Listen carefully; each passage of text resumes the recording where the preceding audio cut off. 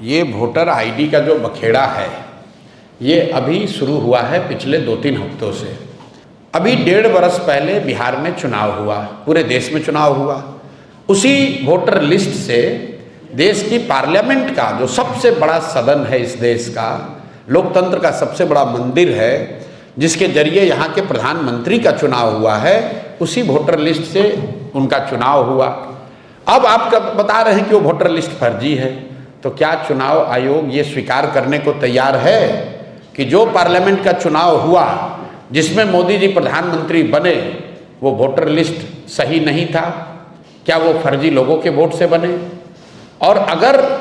लोकसभा चुनाव के बाद से फर्जी लोग आ गए, जैसा कि बताया जा रहा है सूत्रों के हवाले से कि नेपाली और बांग्लादेश के बहुत सारे लोग बिहार में वोटर लिस्ट में अपना नाम घुसा लिए हैं या बिहार में आके रह रहे हैं, तो इसका दोष, इसका जवाब भी एनडीए की सरकार को ही देना होगा। क्योंकि लोकसभा चुनाव के बाद बिहार में मोदी जी की और नीतीश जी की ही सरकार है, तो आपने ये कैसे अलाउ किया कि बांग्लादेश से लोग आकर यहाँ रह रहे हैं? आपका प्रशासन क्या कर रहा है? आप अगर नेपाल से लोग आकर बिहार में वोटर लिस्ट में नाम जोड़ रहे हैं तो बिहार सरकार की पुलिस और प्रशासन क्या कर रहा है? तो भैया किसी भी तरीके से वो आर्ग्यूमेंट देंगे,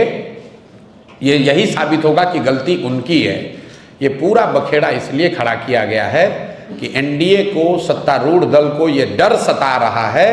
कि 30-35 बरस के बाद बिहार में लोगों को एक नया रास्ता दिख गया है, और खासकर उन लोगों को जो प्रवासी मजदूर हैं, जो गरीब हैं, जो इस व्यवस्था से के मारे हुए लोग हैं, जिनको इस व्यवस्था और इस भ्रष्टाचार से की वजह से जिनका जीना दूभर है,